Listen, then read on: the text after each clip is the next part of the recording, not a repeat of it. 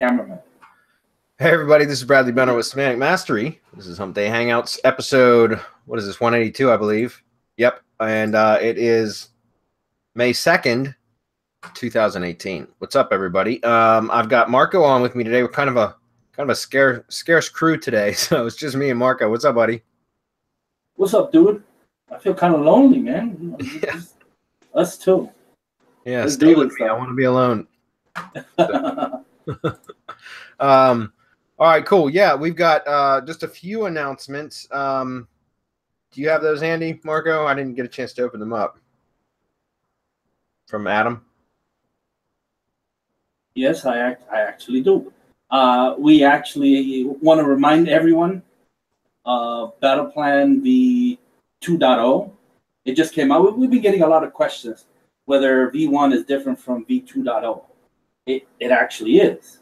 I mean, it wouldn't be 2.0 if it weren't, a better version of the original. The original still works just like our other stuff. It's just that the new stuff always works more better, right? And so that's why. And guys, if you purchased it before, we're giving you an awesome discount on the new Battle Plan. You get an awesome discount anyway. That's right. But people who already have it get an even, well, let's do it again, a more better discount. They do? I didn't know we did that. I thought it was just a flat fee, flat $7 fee, or $7.99.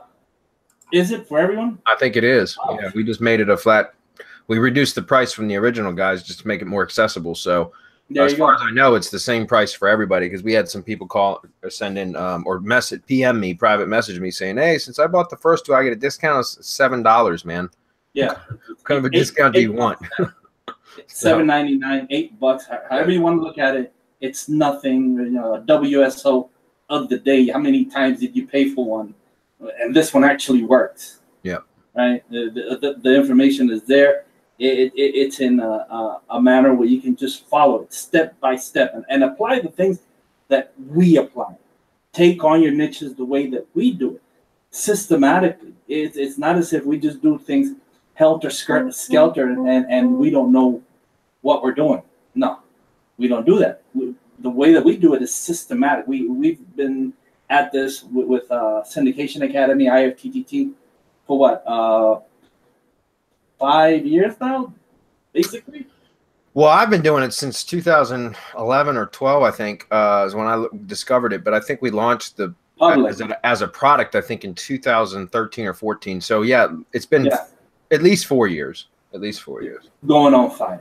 Yeah. So there you go. So everything is there. So imagine that. What in SEO and in Mark do you know that still works in 2000 years back or 7 that Bradley's been using? So I mean, it's a no-brainer. And then we also have our RYSR, the Done For You Users Guide, and we're offering a 30% coupon code.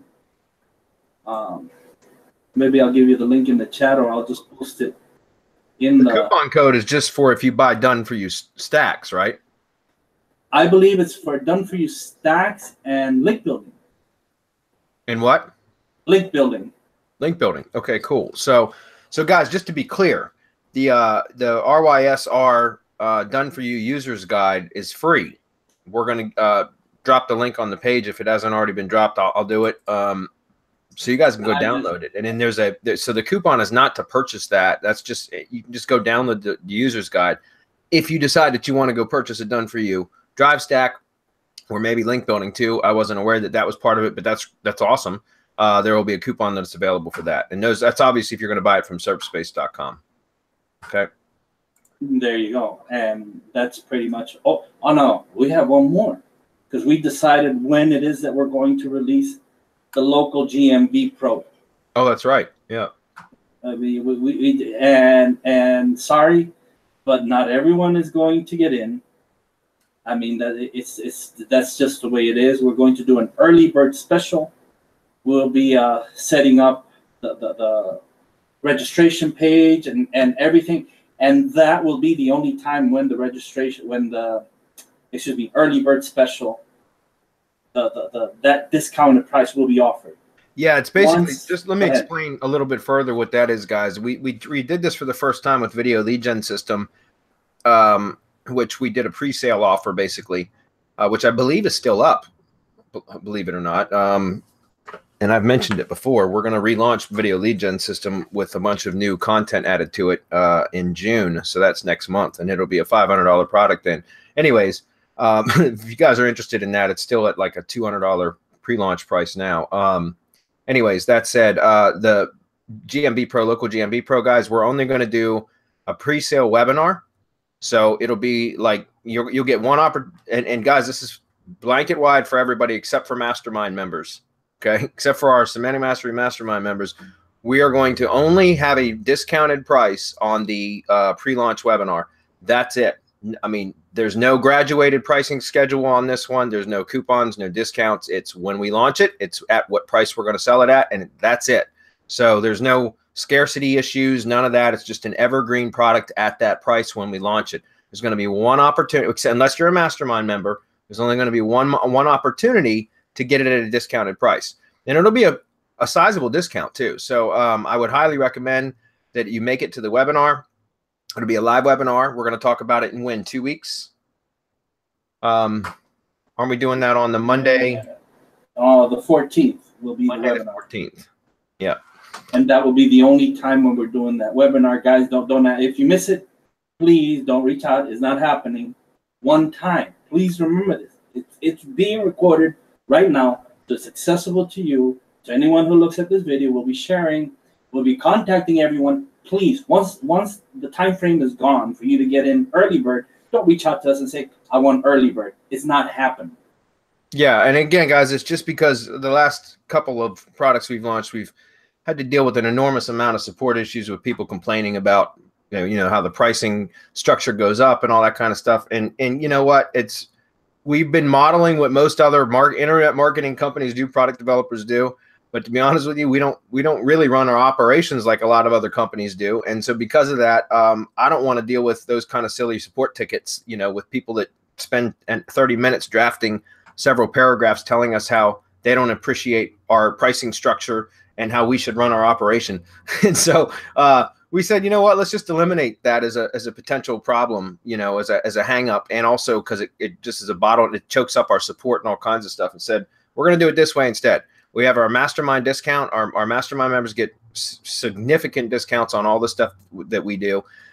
So they're going to still benefit from it. And we're going to have one opportunity. That's the pre-sale webinar to get in for a discounted price. And that'll be the only opportunity. Then when we launch it, it's at its evergreen price. There's no scarcity tactic there at all. It's literally whatever we're going to sell it at. It's going to be there when we launch it. And that way there's no support issues. There shouldn't be any complaining then. Although I know we're going to get support tickets where people saying, we don't like the price. You're charging too much. We're going to get that too. But that'll be a lot less than having to deal with all the other support issues. So, and really, the way that we structured it, it wasn't really scarcity. We just wanted to give people a deal. A better deal, right. That's right. And they don't appreciate better deals. Apparently, a lot of people don't appreciate better deals, and especially if they miss it and then they complain that they missed it, and that's when they really don't appreciate the better deals, when they missed the better deal. So, right. So you're getting that one time to get in where you get this one time to get in where you fit in, and that's it. Okay.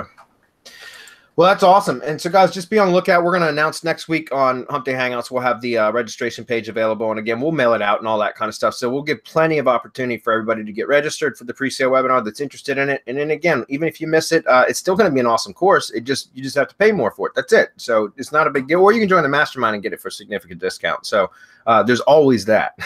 So with that said, guys, I want to go ahead and jump into questions. Unless you have anything else, Marco? No, man, I'm good. I'm excited because we got all kinds of stuff lined up that's coming, and it's just crushing. It's just don't rank. Why bother ranking when you can make money? Just make money. Yeah. And I've got just quickly the prospecting module in the mastermind, which we've been on for the last several weeks. I haven't added a whole lot of content about it in the mastermind because I've been trying to work the process out.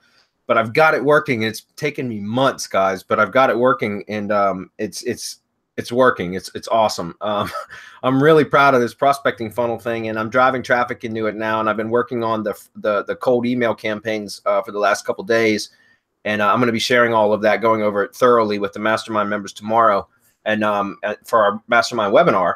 And then next week on Monday, I start actually rebuilding the prospecting funnel, when I'm going to be documenting the build with the over-the-shoulder training videos and the step-by-step process docs. And I'm going to be rebuilding that and then adding that content while I'm documenting it, adding all that training content into the members area for the mastermind members, so that they'll have literally the blueprints and step-by-step instructions for how to build this automated prospecting funnel for themselves, which is fabulous because it completely develops or nurtures leads to where you don't have to do it. Like, you just send out your cold emails or whatever traffic source you want. It could be PPC, whatever traffic source you want, and just get them to engage in the funnel at some point. And then the funnel takes over, right? The system, it's an automated system that takes over. And it's taken me months and dozens of hours to get it ready and to get it working, but now it's working, and it's pretty exciting. So again, mastermind members, hopefully you guys are excited about this. We're going to cover it tomorrow. Those of you that are not in it, now would be a really good time to jump in if you're doing prospecting for clients or local consulting work and that kind of stuff. It's going to be really good, and we'll go over all of that stuff tomorrow. All right, I'm going to go ahead and grab the screen, and we're going to get into questions. We got a lot of them already. Okay, everybody should be good to go. I didn't check on the video this time. Are we good? Are we live? Released today? Yes, we are. Okay. Okay, Olga says, hello, guys. Question about silo structure. Our website provides tours in various locations. So we have the following navigational categories: tours by location, continent, and country; tours by type, group tours, self-driving tours, etc., and tours by activities, climbing, trekking, etc. We also have a category called highlights with subcategories such as national parks and beaches. URL structure is, okay, and I'm looking at that. Tour type. When siloing the website, okay, would it be best to have each location as main silos, and within each silo location create further silo types? So let me see. When siloing the website, would it be best to have each location as main silos, and within each silo location create further silos for tour types, activities, and highlights? Or should I have a main silos as locations, tour types, and tour activities? Okay, that's a great question, Olga. It's a very complex question. I can answer it in a way that without, because a lot of people's heads are going to spin when you're talking about a complex silo structure, which is what you're talking about here. And here's the problem with this type of a silo structure. You're going to find what you're listing in your URL structures with the permalink basically is you're using category post name, and that's fine. I've always done that.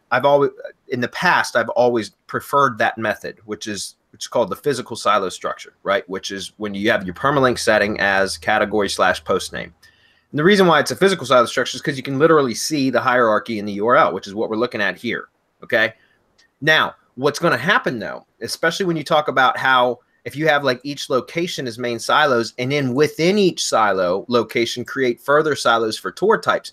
The problem is if you have tour types that are duplicates, like the same type of tour type, but you have them in different location silos, the slug for that tour type is going to have to be modified for each time it's duplicated. In other words, if you have continent as a location and then tour type, right? And then you have country as a tour type, and then, country as a location and then tour type. So if you have continent and then country, and then you have your tour type, and the tour type appears in two different silos. Let's put it that way. It's an easier way to explain it.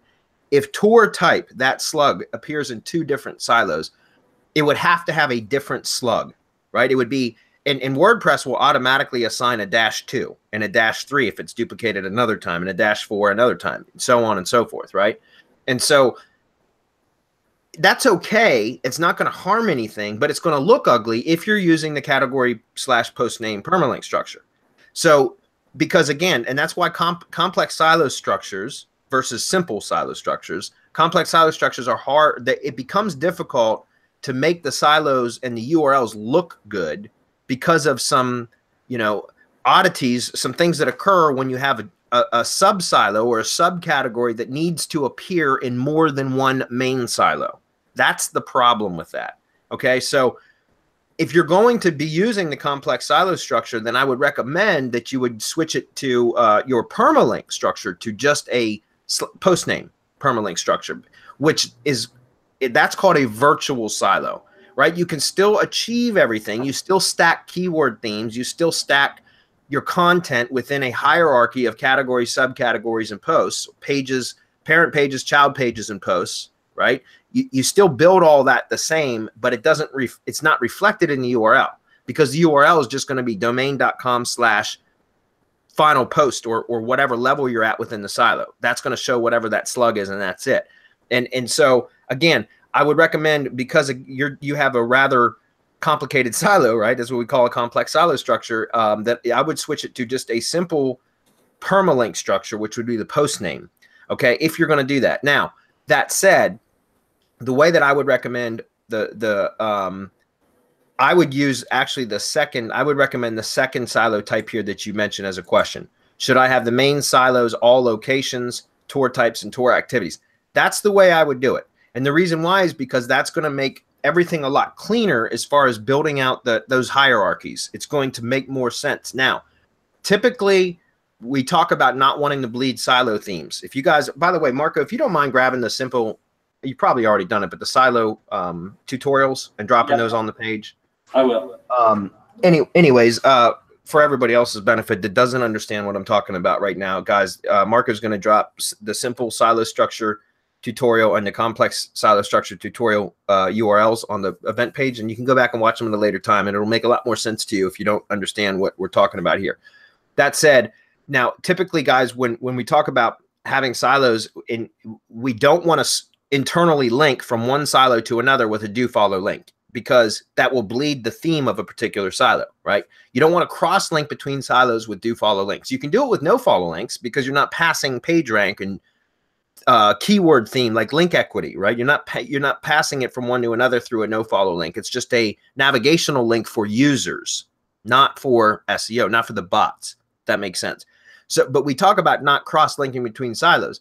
However, Google understands site structure. It's different now, again, because of RankBrain and the machine learning and AI and all of these other things. And Google now understands the structures of sites better. And when you have silos set up properly, if you separate location silos from service silos, and I'm using that as an example because, again, almost all of my experience with this is dealing with contractor type sites. And it used to be a real pain in the ass when I would try to deal with a complex silo structure like this, where I would have, like, the contractor would cover, like, let's say multiple counties within a state, but they would have the same service categories within each county. Think about how messy that could get with the URL structure, guys. So let's say there's two counties. Let's say Fairfax County and Loudoun County. Those are two counties in Virginia, right? So let's say my slugs were my top level categories were Fairfax County and Loudoun County as location counties or categories. But if I wanted services to be nested underneath there, right, as subcategories, and it was the same services across each county that they served, right? Think about that. Like, let's say it was a plumber. So let's say it was drain cleaning and water heater replacement. Those were two services that they did. Well, if the top level category is Fairfax County, and in the second or the subcategory is the service, which would be, let's say, drain cleaning, but then that drain cleaning also was a service provided in Loudoun County, which obviously it would be, right? Then you would end up having that duplicate slug in two silos, two location silos, which would automatically append the -2. WordPress would append the -2 to it. So again, it becomes really difficult to reconcile those issues. So what I started testing, and this was back in 2014, and since then, we've even had experts, on-page experts like Jeffrey Smith from SEO Bootcamp, who's by far got the best on-page SEO training program I've ever seen, and we've touted that for many months now. It's SEO Bootcamp is by far the best training for how to structure silos and build and do on-page SEO and stack keyword themes and all of that. And go ahead. I'm glad you mentioned him, because I just dropped the link in there. It's by far the best on-page training anywhere right now. No question. There's no question, guys. I mean, it's fabulous. And he even confirmed that the silo structures that I've been using since about 2014 to kind of fix these issues that I've just brought up is to build separate silos. So for example, have a location-based silo that lists all the locations that you service, but then you have a services silo. And you actually can cross-link between those silos, guys, with do-follow links, because it makes sense. Google understands the service-based silos and all the keywords and themes within those silos, which can be, you know, multiple categories and subcategories, or it could be one category with multiple subcategories. Either way, Google understands that those are service-based themes, and then they know it understands location-based themes. So if you cross-link between the two silos, it basically, Google can understand, okay, this is the location information, but it's pointing over to the services that this business provides, and vice versa. These are the services that the business provides, and it's pointing over to the areas, the service areas, the locations that it services, right? And so it works. And I always wondered why it worked.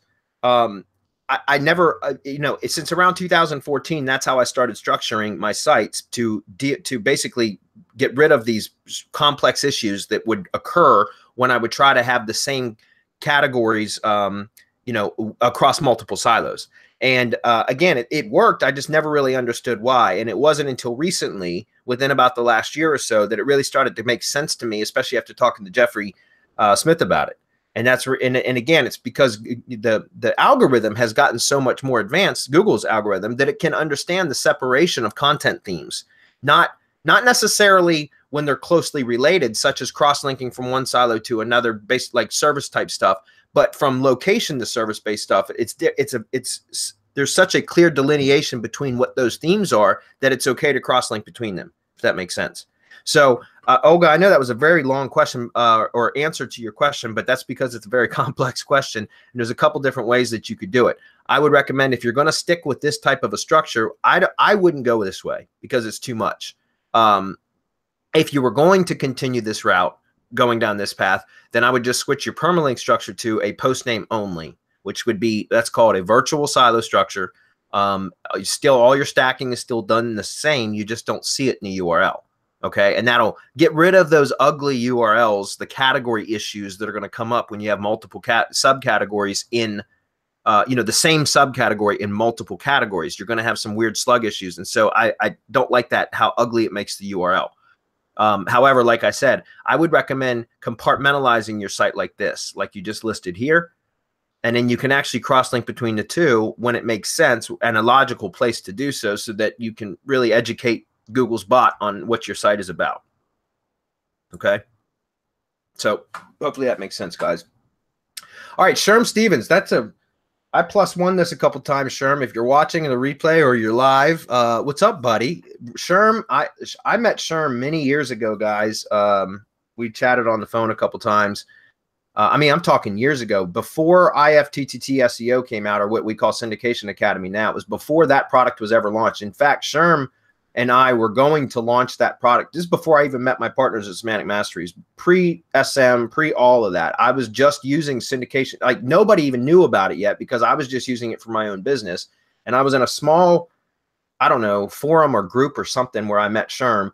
And he basically pitched me on turning it into a product. He's like, have you ever thought about, and I had never developed a product in my life. And I was like, no, but I went through and actually created everything. All the training videos like I had created for my virtual assistants, and we almost launched the product together, Sherm and I. So anyways, I haven't seen, it's a blast from the past. I haven't seen your name in years, Sherm. It's been probably 6 or 7 years. So it's good to see you here, man. It's funny how times have changed. Okay, he says, this might be a little off topic from just SEO, but I'm trying to confirm. I have an HVAC client that's ranking well in the 3-pack in his GMB registered cities. He wants to spend some money on AdWords and try to show up in nearby cities' maps packs. It's my understanding that AdWords uses the location extension to get a listing to show up in the maps pack. So there is no way to appear in cities where you don't have a GMB listing. That may be the case. I know what you're saying, Sherm. I know, like, if you use you have to have the location extension enabled in AdWords to be able to show up as an ad in the maps pack. Yes. And it typically, so if you've got multiple people advertising, then how does Google determine which one they're going to place in the maps pack? And by the way, if you guys haven't realized, seen this yet, you'll see it's not across all industries yet, but a lot of local businesses, I'm seeing more and more of it for contractors now too, is you'll see an ad in the first position in the maps pack, the 3-pack. So it'll end up showing 4 listings, 1 ad and 3 organic maps pack listings, right? But if you click to see more results, at the bottom of the maps pack, and it expands into the full maps page, you'll see as many as 2 ads now, right, at the very top. And then they go to the organic maps results below.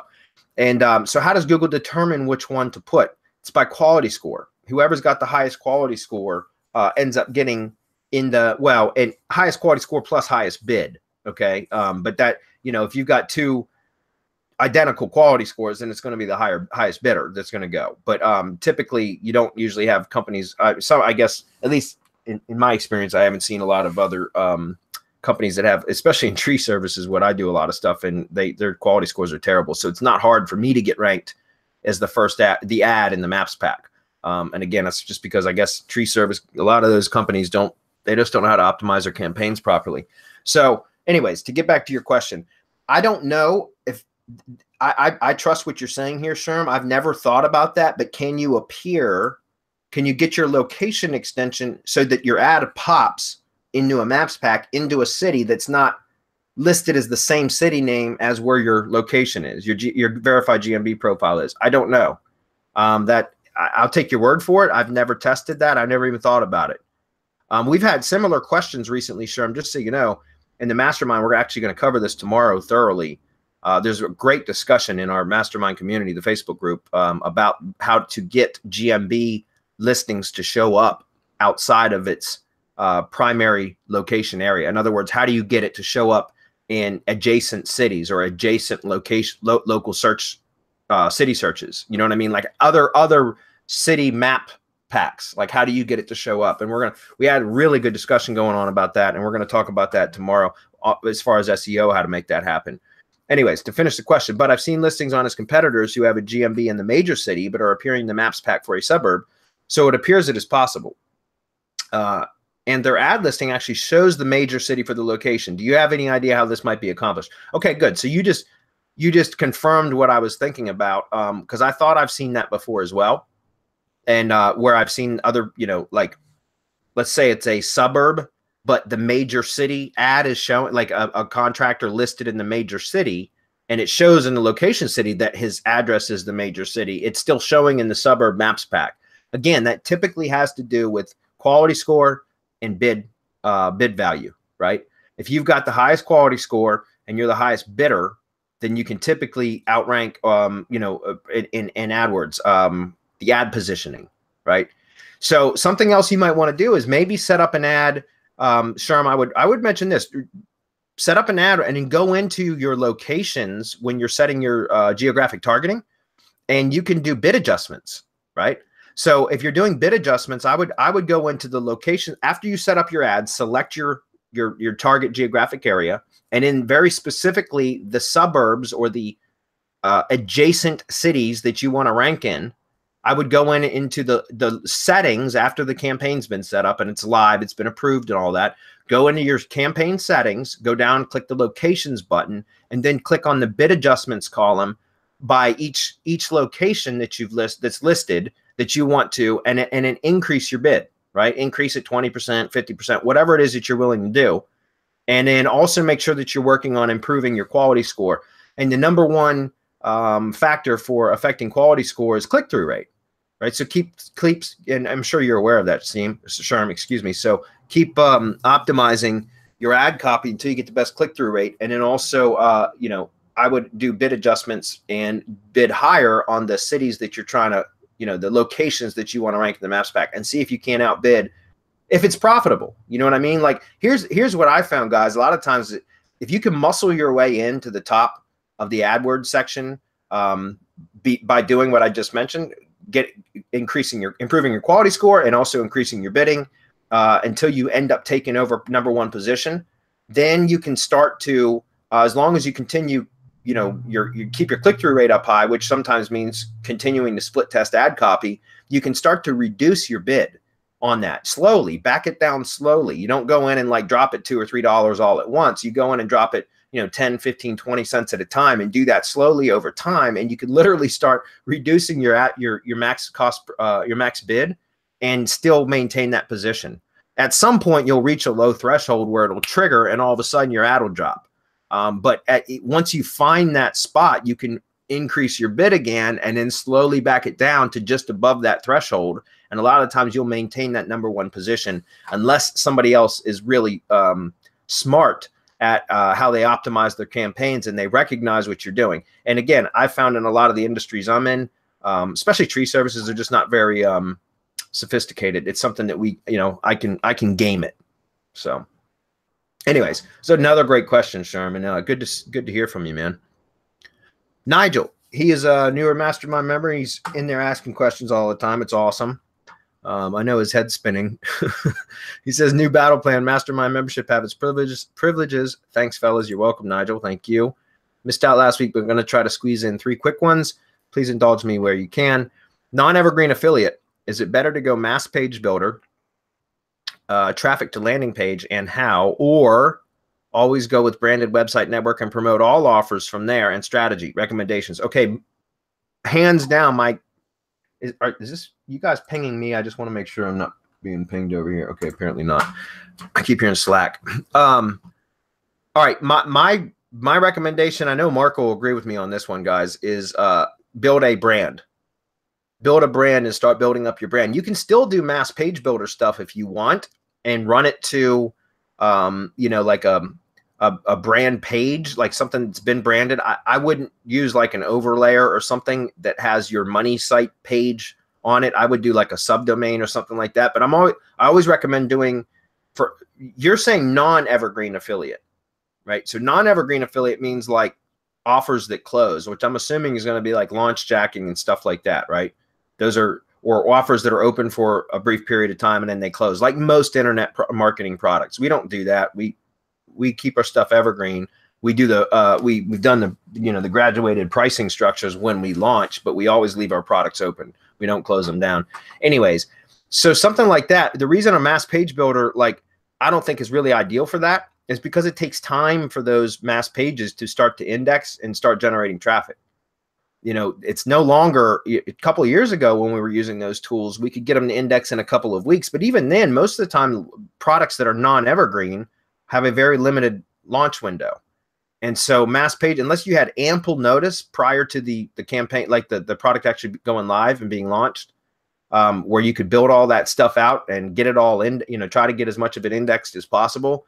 You know, I wouldn't suggest that as a strategy for non-evergreen stuff. For evergreen stuff, that's a great strategy, right? Because you can afford to wait for those mass pages to start, you know, getting indexed and starting to produce traffic. But non-evergreen stuff, I recommend you work on your branded website because you start to build authority. It's going to take time. Some of, you know, one of the best affiliate marketers that I know is Jeff Lenny. And I know him I've met him several times over the last couple of years at several events. And Jeff Lenny's got a really good, you know, affiliate, and he's been working on it for years, guys. But you know, he's got a very powerful site and a strategy down, and he just crushes affiliate campaigns now because he spent a lot of time working on it and building up his own brand. And that's what I would recommend, is building your brand. You know, if you're going to do just launch jack stuff, you can do it with, like, you know, unique domains that are basically spam campaigns and stuff like that. But I recommend that you still start building out a brand so that over time you build authority with that brand, and it makes it easier every time there's a new product that you're going to promote to get traffic to it because of the authority that you've built. Right? Marco, do you want to comment on that before I move on? No, like I said, that's really the best way. Okay. You have to build that authority. That way, when you pop that page in there, since you got crawlers coming through anyway, it's going to be that much easier for you to rank it, and it gets easier each time you do it. It's just you just do it, lather, rinse, repeat. It's the semantic mastery way. Yeah, and you can use that brand to build a list, right? So now you've got direct access to potential customers instead of having to wait for them to find you via search or social media. Plus, you potentially could have social media followers. Facebook, Twitter, you know, YouTube, but I'm not a Twitter user, but whatever, Facebook, YouTube, stuff like that. So essentially every time you launch a product under that brand or you promote a product under that brand, they're going to be notified, right? Via Facebook or YouTube or wherever else you're on. And so again, I recommend always building an asset, a long-term asset, guys. Those little sniper sites, that's great. I'm not knocking that strategy. I just prefer building a brand. And I know Google prefers brands over like sniper sites any day of the week now, right? And that's been going that direction for several years. So number 2, Marco, what's the best way to step away from TLD and use Google for affiliate? Need a strategy recommendation. G sites, baby, and RYS. Yeah, Rank Your Shit Academy Reloaded. That's it. That's it. RYS drive stacks, and you'd be able to do it. And you don't even need domains for that.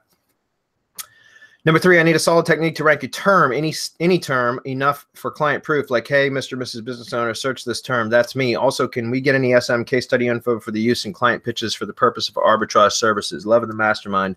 Thanks for all you do. Yeah, arbitrage stuff. Yeah, we've been talking about that, my partners and I, for a couple of weeks now, guys. That's something that we're going to develop out a little bit further.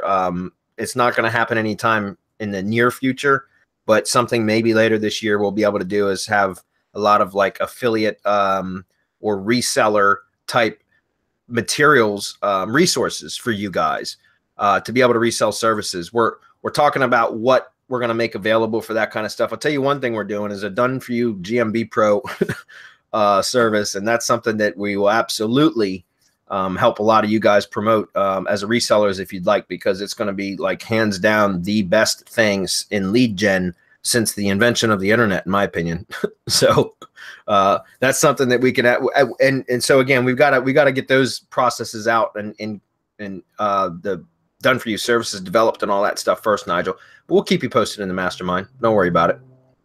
Last, he says, okay, so Nigel, one of the things I recommend for when you're prospecting, there's 2 things you can do. Number 1, rank for SEO for your target area if you're doing it by location, right? So if you're targeting multiple business types in a specific location, like the city that you live in, then you could rank your own properties for SEO your city, right? That's what I recommend. I mean, like I always point potential prospects to go search Virginia SEO or SEO Virginia or SEO agency Virginia.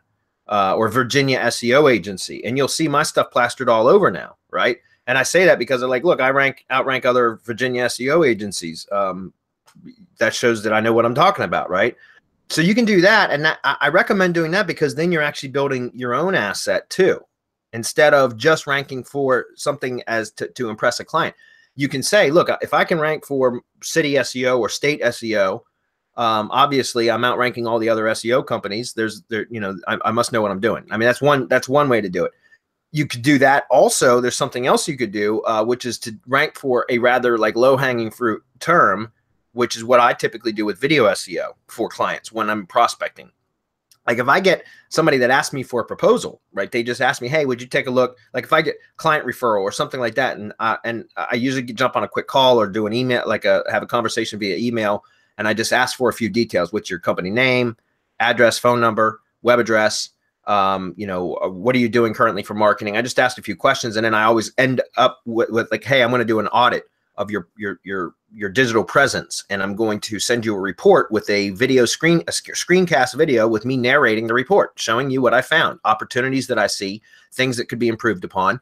And that's how I do all of my stuff, guys. It's the video lead gen system. That's how I do all of my pitching. And that's how I do my monthly client reporting. Every single month, I send my clients about a 10-minute video explaining the reports for the month, what's been done, what changes have been made, what improvements have been made, what still needs to be improved. And my clients freaking love it. That's part of the reason I've got clients that I've had for 6 years. Like they're still with me, right? And so what I'm saying is you can still, when talking to a prospect or something, like what I like to do is say, look, I'm going to send you a video analysis, an audit. I'm going to audit your stuff, and I'm going to also narrate a video explaining the audit, right? Explaining the reports and what I'm seeing. But then at the same time, I'll go use one of just my video spam tools, and I've got a VA that does it for me now. And I'll just say, hey, I need you to go run a campaign for these 3 keywords for these 10 suburbs or something like that. And he'll go spam out 30 videos. And out of those 30 videos, you know, 5 or 6 of them will end up ranking on page 1. And so then I'll take those keywords, and when I send the proposal or the, you know, the audit video that explains the reports and everything, I'll put in the video, hey, look what I also, just to show you I know what I'm talking about, look what I did in the last 24 hours. And I'll show them the keywords with a video ranked with, you know, their contact information in it or whatever. And so again, and then I'll send that in the email too. And it's a way to just impress them. So between the two things, right, having your own asset rank that you can point people to, which is good for you anyways, but then also being able to use something like just video. And that's why I always say video SEO is great for this, guys, because you can rank for, you know, like a keyword in a suburb or something like that really quickly. Also, one other thing, just very briefly, guys, I use David Sprague's rep videos for review commercials. They're great. It's a great foot in the door strategy. I think you can get a subscription for 99 bucks. You get like 20 or 25 credits per month for $99 a month for David Sprague. If you guys are interested in that, it's not an affiliate link. Just go to, I think it's repvideos.com/new or something like that. And that's how you sign up.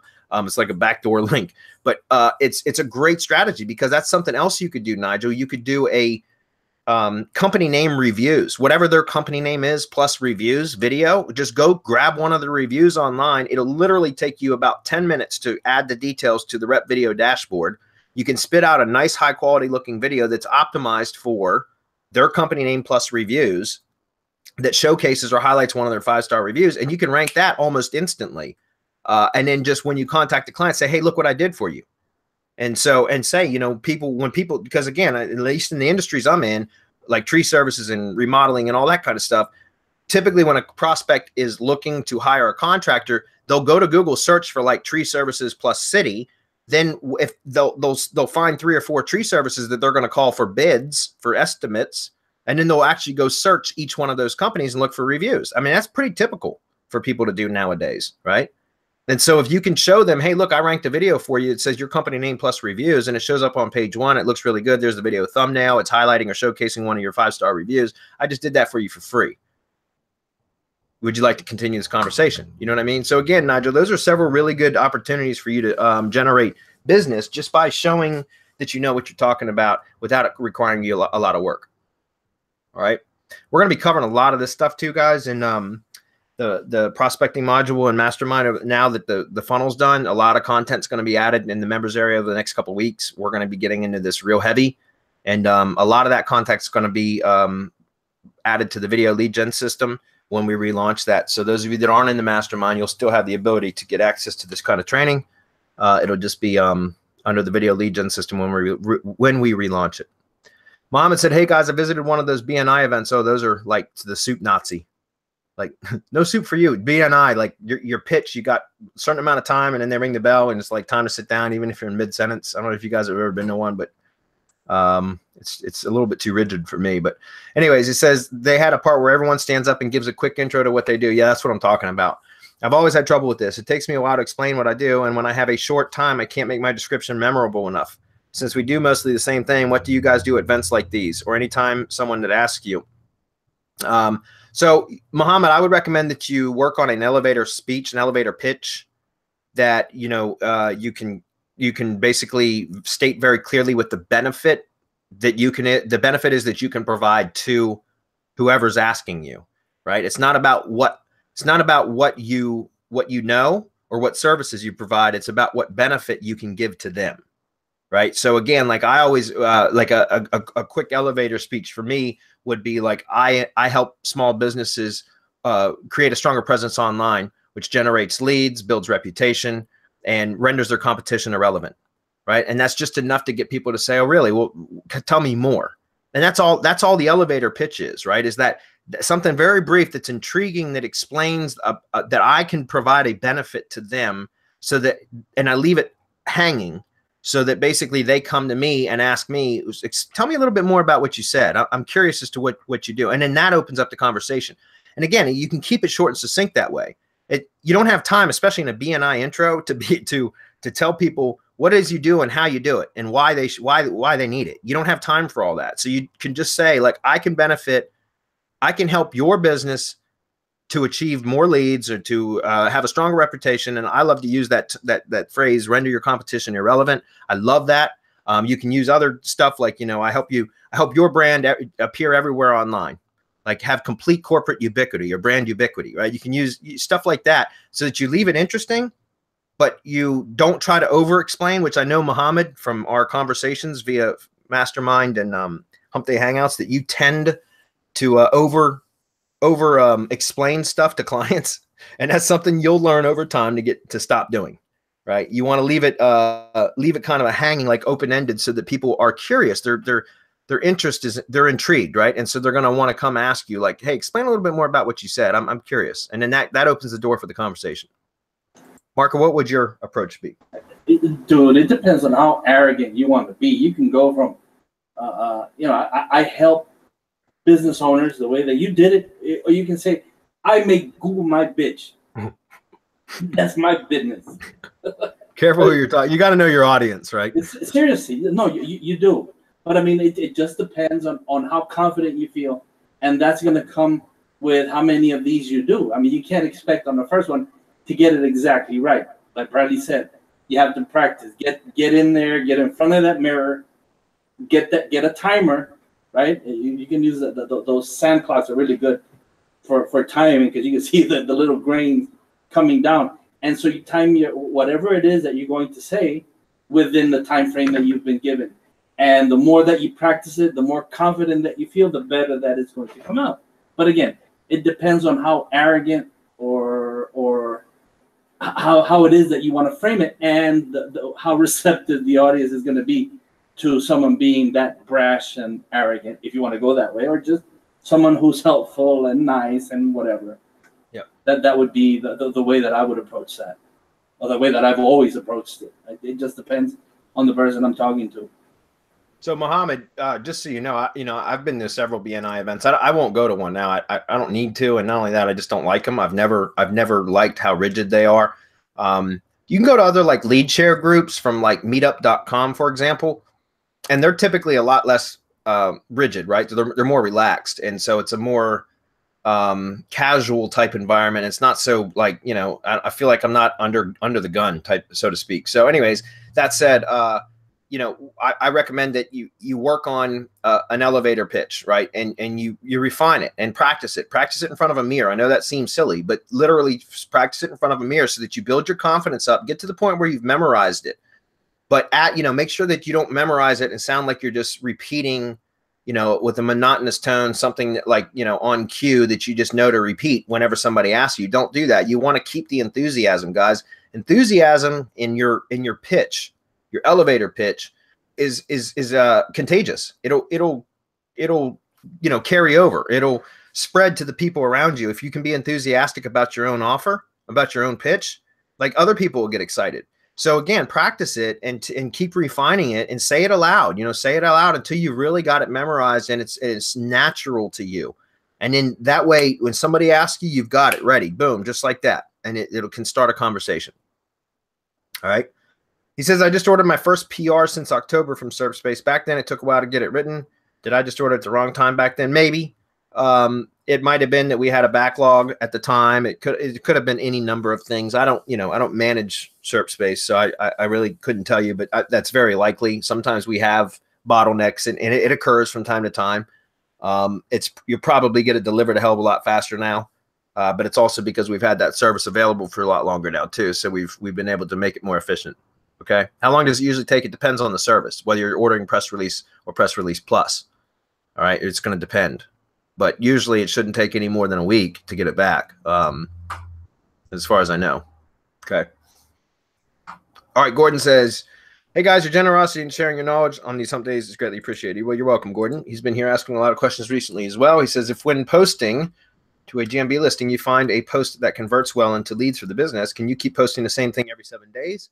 Or must each post be unique and different? And if so, how much different? As far as I know, you can keep posting it every day, and or every 7 days. All you have to do is edit it and repost it. And that's good to do anyways. You can go in and just add, what I would do is have like a little text file with 5 or 6 different calls to action, right?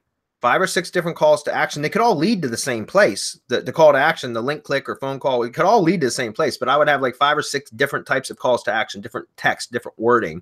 And then just go in and edit the post every week or every 6 days or something and change the call to action text. right? Or add another relevant fact to it or something like that. That's something that you can do. Also, I think Marco, I know I can't reveal much, Marco, so I'm not going to, I promise I won't reveal too much. But I think the mobile posts they stay live after 7 days. Is that correct? That's one of the things that we have found out, yes. Okay. And guys, remember the GMB tools that Google My Business gives us now are really made for mobile users, not necessarily desktop. So anyway, were you going to continue on that one? Yeah, I'm just going to say that when thinking about content, always remember fresh, unique, relevant content that's updated on a regular basis. It's what Google has wanted from the very first when they started tweaking the algorithm and shot everyone's work all to hell. It's still relevant, especially in a mobile age where it's constant and people are getting all of these images and content and all of these things served up to them. Like, it has to stand out. That's not to say that doing the same post won't work. What I'm saying is that frequency matters. Yeah. Yeah, and I'm going to be adding some, like, a bonus to the GMB Pro training that's coming out, guys, where I just spent the last 2 days creating process docs for a VA to teach my VA how to manage the GMB posting service that I'm now providing and offering to my clients. And so I've got all the process docs and training videos and stuff all done. And well, I don't know that I'm going to add the training videos to as a bonus because they've got literally client specific information in them. But the process docs, I made them generic where there's like no client information in them specifically so that I could share that as a bonus inside the GMB Pro course. So you guys will, those of you that jump on that offer will get that. And that'll be enormously helpful because if you decide to offer GMB posting as a service, which you absolutely should be, then you'll have literally the process docs to be able to hire a virtual assistant and just hand them over to them, and it'll train them on how to use the tools, the exact same tools that I'm using and everything. Okay. So that'll be a pretty good bonus. Gordon's, let's see, he says, you explained why it is better to use subdomains instead of inner pages for each geolocation on a local lead gen site, but would doing so rule out using silos? Thank you very much again for your help. Well, listen, okay, yeah, I explained why I think it's better to use subdomains, but guys, that's a matter of my opinion. You can totally use location pages. I've just always explained about that. There's inherent risk in doing so, whereas subdomains, there's less risk, there's less exposure, because if you get a penalty levied against a particular location for whatever reason, it'll be isolated to that location on a subdomain. If it's on a location page of the root domain, so an inner page, along with all the other locations on its other inner pages, then it could potentially affect the entire root domain and pull down the, affect all of the other locations also, which that's a problem. So that's why I prefer to do it on subdomains. It's just to reduce risk. But would that rule out using silos? No, why would it though, Gordon? Here's the thing, like the way that I look at it, and for example, guys, I do a lot of tree service stuff. So one of the brands that I've got multiple locations for, we've got the root site, the root domain, which has like just primary service silos. That's it. And there's a locations page that lists this. It's got organization markup with local business markup included. If you guys are familiar with schema, structured data, there's organization markup, and if you have multiple locations, you put the actual individual and we've covered all this stuff in the mastermind. Specifically on how to structure those pages and all that. There's some really powerful stuff. We also talked something similar about the local iframe loop in Syndication Academy. However, like I said, on the root domain, I would just have basically service-based silos, categories. And then there's a locations page that will link out to each individual subdomain location. On the subdomains, because they're location specific, all they need is service pages, right? Because they're location specific subdomains. So there's really, just to explain to make it clear, Gordon, simplify what I'm saying. My subdomain sites are flat sites. They're non-siloed sites. They don't need it. They don't need to be siloed because they're very simple sites that are location specific. So why would we need silos, right? I mean, if you're in a competitive area, you may need silos that have more content so you can add more depth to your content, right?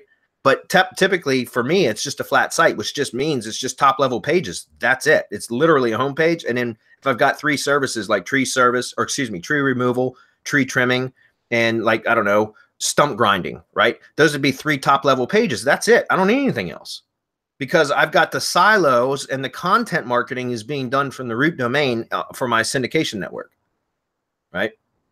So hopefully that makes sense. You don't need silos. I mean, you may need silos if it's a competitive area to add depth to your content. So for example, like tree removal, if that's a top level category, I could have like large tree removal, dead tree removal, emergency tree removal. Those could all be subcategories, right? And then so that I could add depth to that content, but I wouldn't need to worry about location silos because it's a location specific site. So you could still do silos on subdomain sites if you needed to. Okay. Gabe's up. He says, hey, y'all. Thanks for taking the time to hang out and answer these questions. You're welcome, Gabe. It's our pleasure. He says, I have been charged with whipping a creative agency's website back into shape. There's currently no siloing right now, physical. There are 3 locations in 2 states. How would it be best to silo? Locations, state, keyword, city. You could do that. And the reason why that would actually work is because, like I was talking about earlier in today's webinar, the fact that you would have the same keyword in 2 different states would create a problem. But if you've got the dash city as a modifier, then that's going to make that keyword unique, that slug unique, because the dash city is going to be different for each city. Does that make sense? So you could do it that way. So yeah, absolutely. That's a good way to do it. Now that, again, that could be a physical, or you can still structure your site that way. You can still build your site that way. But you can still use just the post name permalink structure, guys, which would, it's still a physical silo, but you're looking at it like when you look at the URL, all you see is the root domain.com / wherever you're at in the actual hierarchy of the silo, right? So it could be the post name, if it's all the way down to the post level, which on a complex silo is the 3rd level deep, all you're going to see is the post slug. If you're at subcategory, all you'll see is the subcategory slug. If you're a category, all you see is the category slug. Does that make sense? So again, you don't need to show those any, like we've tested. I haven't tested it specifically in a few years, but I've got other people that have said that this is still the case. A virtual silo will still rank just like a physical silo will. There's really no difference. It's just a preference. All right. So yeah, that's a good structure there. He says, I will be building citations for each location page, but should each have its own syndication network? I think it makes sense just to have one branded for the company and have an RYS for each location. That's exactly right, Gabe. Very good. You did great, man. Seriously, because that's exactly what I recommend. I was just talking about that with Gordon's question. I like to have one branded syndication network, even if I have multiple subdomain locations, or they could be interpage locations, guys. It makes no difference. The point is, you don't need a separate syndication network for each location. You can do that if it's required.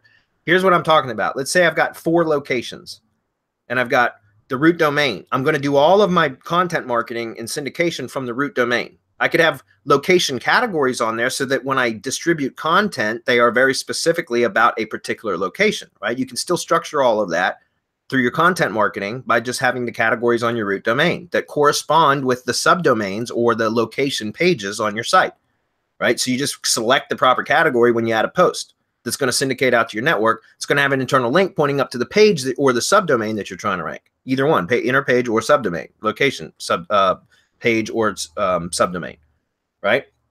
And now what happens is if you find that if any one of those locations are not responding as well as you would like them to, or as quickly as you would like them to, from your content marketing, from your syndication network that's done on the single tier branded network for all of the locations, then you can duplicate that network with the location modifier for that specific location and have a secondary syndication network that is specific to that location.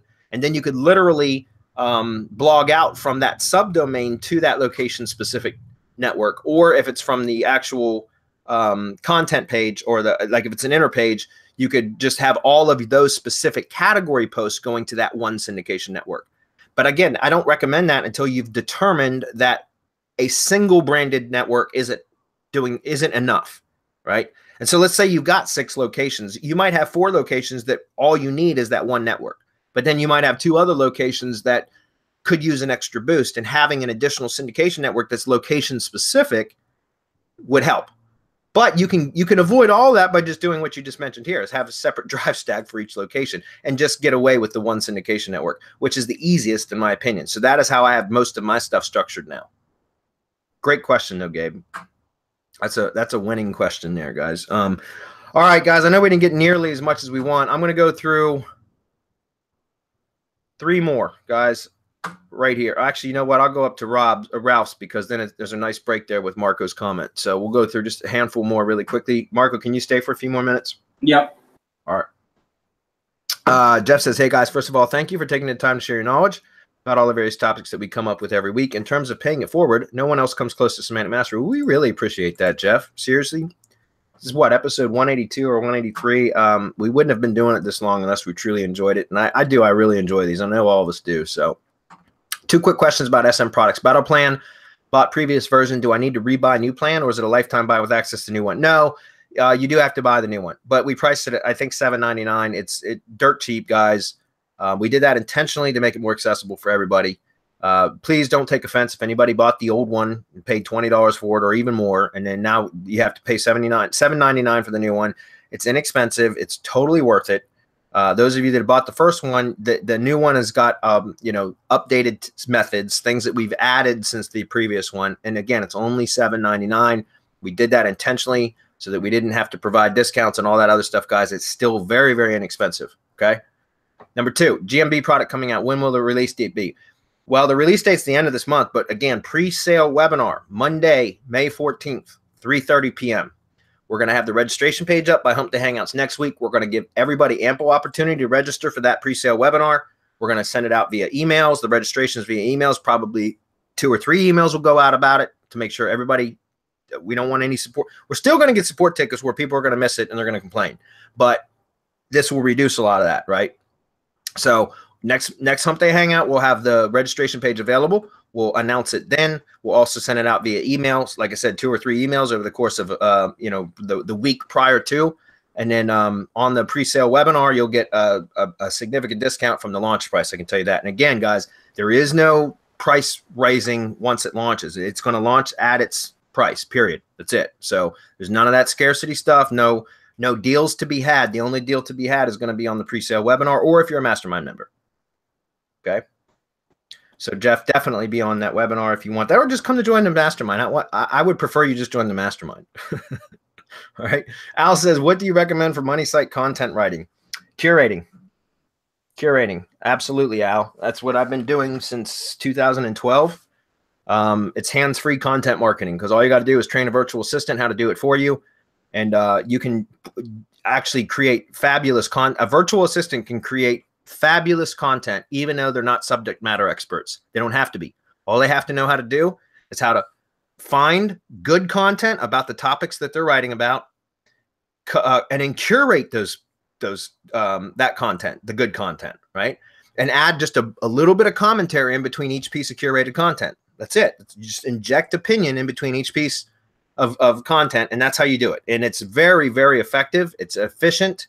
It's a lot less expensive than having subject matter experts write content for you, or buying shitty content from a content farm that isn't going to work for you, or that's going to be crappy, right? Use curating. And we have a course called Content Kingpin that explains, it's the exact same training course that I have literally put all of my curators that are on staff through. There is no difference in the training that we sell as Content Kingpin, guys, than the training that I give. I literally, when I hire a new curator, which I've got a team of curators because they manage all the content marketing for all my clients, they go through Content Kingpin, and that's it. Like, if they have any additional questions, certainly they reach out to me, but they get trained by going through Content Kingpin. And you could literally run a content marketing agency from that training alone. And it's hands-free content marketing. You just make money for managing it, guys. It's really that good. So I would highly recommend you go check it out. All right, 2 more. James Rich says, when providing content curation for multiple clients within the same vertical, is it okay to use the same curated pieces verbatim and just change the personalized commentary for each article? Yeah, you can do that.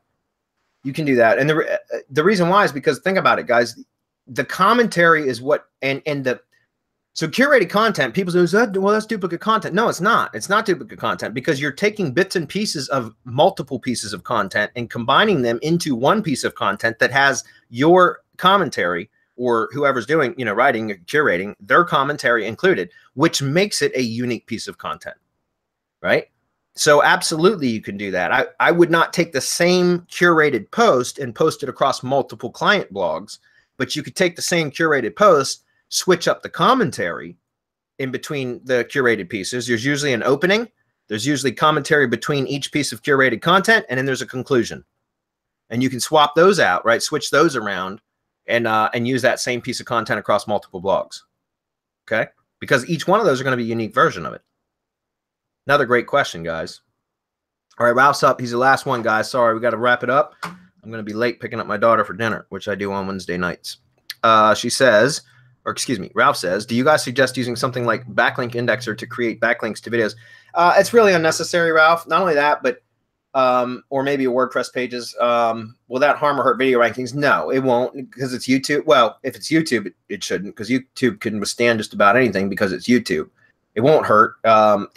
But it probably won't help either. So it's really kind of a waste of time.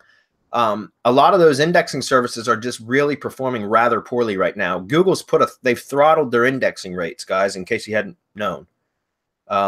They're a lot slower to index stuff now, and it's probably just because the sheer volume of content that's being uploaded at all times to their index, right, to the web, that they've just literally throttled. Imagine how hard it is on like all the amount of computing power to scan and index all the content that gets uploaded every second, right? So think about that. And so I think that's part of the reason they probably also throttled it to slow us down, right? Like not semantic mastery, but slow us marketers down or SEOs down.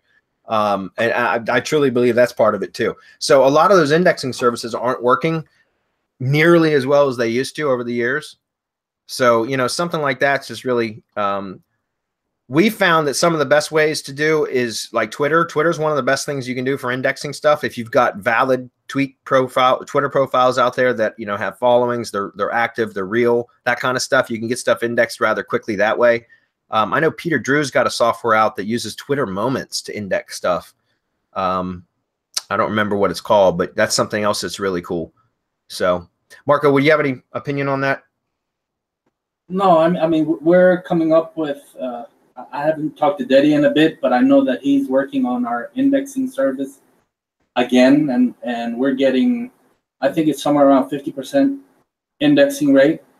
So that once we release it, I mean, it's going to be killer because nobody else is getting those kind of rates.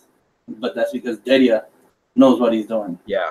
Other than that, it is what it is. You get the URL submitter is throttled to 11 per account per day. Wow, that's not much. Yeah, by the way, I'm gonna wrap it up, guys. Sherm, awesome, man. You are here. That's great, man. Yeah, it has been that long. And yeah, that's crazy, dude. Blast from the past, man. That's really cool. You and I should catch up sometime, man. Reach out to me via LinkedIn, or if you have my email address, like for real, we should jump on a call, see how you're doing. It'd be great to talk with you again. Also, I saw Al says I need a quality content, right? By the way, Content Kingpin is awesome. Thank you. Appreciate that. I'm really surprised that product didn't do real well within our audience, which I don't understand because it is such a solid product for generating content and literally outsourcing everything, right? Al says I need a quality content writer. Al, if curating doesn't work for you, like if you're in an industry where that's just not going to work, and I know that happens sometimes. For example, I know in the legal industry, there's some issues with curating, and also I think in the legal industry you have to have paralegals, at least like as a minimum. They have to have some sort of legal designation in order to be able to write about legal issues. And so that might not be an option. I don't know that you're in the legal space. I'm just saying that might not be an option depending on whatever industry you're in. That curating may not be an option. And if that's the case, then you need to find a subject matter expert that can write. And that's going to be rather expensive.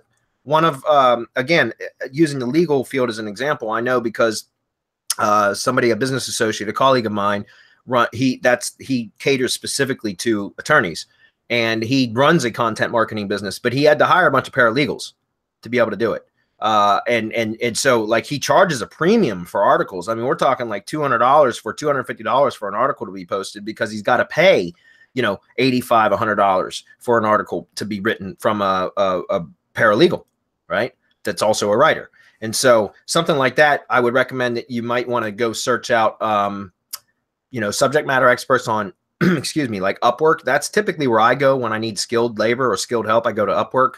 Or you could use something like Outsource Kingpin and set up your own hiring funnel to hire a, you know, a content writer in that field, which that's something else you could do. We have a product for how to hire, train, and outsource, how to hire, train, and manage virtual assistants. It's called Outsource Kingpin, right?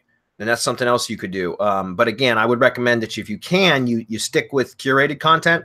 I know I've talked recently about buying money site content from like NatashaNixon.com. I used to have a lot of my own writers instead of just curators, but a lot of them are their businesses have grown and they're so backed up with work now that when I place an order, it's 3 weeks before I get content back, and that's unacceptable for me. So I've been using NatashaNixon.com for authority content. You just buy authority content. And I've probably ordered 30 articles over the last, you know, 6 months or so from her, from that site, excuse me. And like 28 of them have been great. But the last one that I got was just, it was awful. It was horrid. And I didn't have time that request to rewrite. So I just kind of rewrote what I needed out of it and used it. So just keep in mind that sometimes even the good content services will still produce shitty content. So that's why I recommend, if you need a high quality content regularly, that you develop a relationship with a writer, that way you know what kind of quality you're going to get. Because if you continually order content from content farms or content providers like services, you're going to get different writers. And so you're going to have to always monitor the quality of the content. And it's not always going to be the same type of content. They're not going to have the writers aren't going to have the same voice. Does that make sense? Like, so having a relationship with a high quality writer will give you the ability to know like what type of content consistently is going to be produced. And it's going to cost you more money, but it's worth it in the long run. Greg says, I endorse Content Kingpin too. Yeah, that's awesome, Greg. All right, guys, got to wrap it up. I'm way over. Marco, thanks for hanging out again as usual. All right, man. And everybody, Mastermind members, we'll see you guys tomorrow. A lot of cool updates for you tomorrow. So we'll see you then. Bye, everyone. Bye.